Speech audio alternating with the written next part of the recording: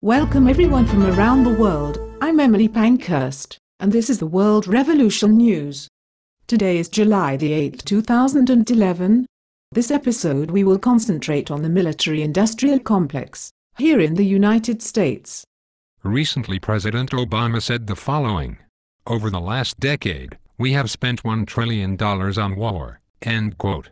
But a newly released study by the Eisenhower Research Project at Brown University just last week has put the number at $4.4 trillion. Even the conservative estimate is $3.7 trillion. The interest alone on the $4.4 trillion is expected to come close to $1 trillion, pushing the total somewhere near $6 trillion, far from the original trillion he had stated just a few weeks back.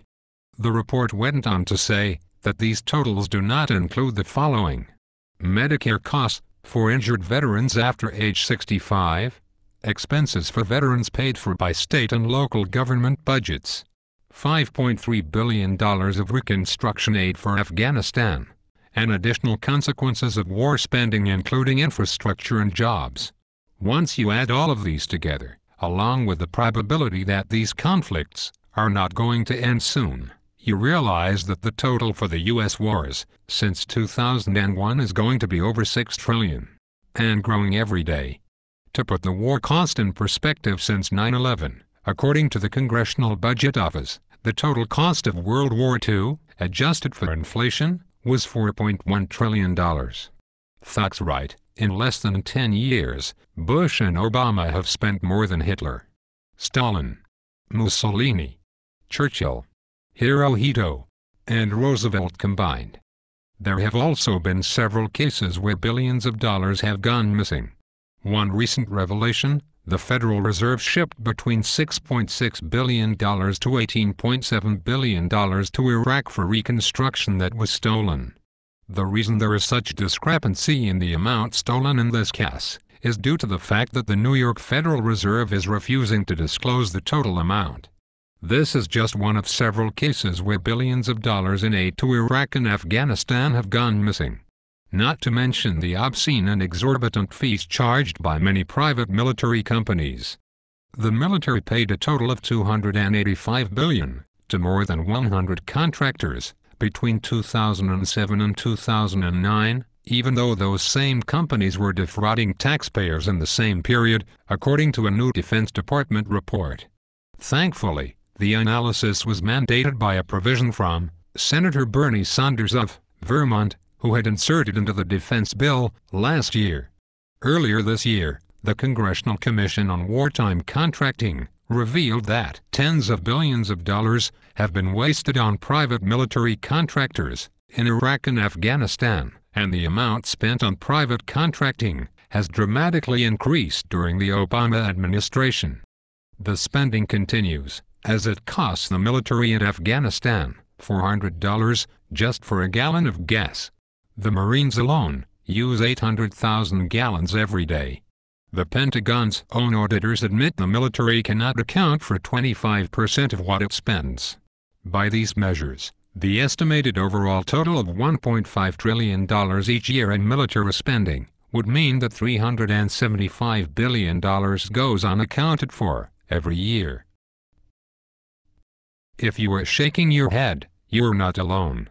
Congressional Medal of Honor Award winner Major General Butler once said the following statement, which has summed up the U.S. military complex quite well: "War is a racket. It always has been. It is possibly the oldest, easily the most profitable, surely the most vicious.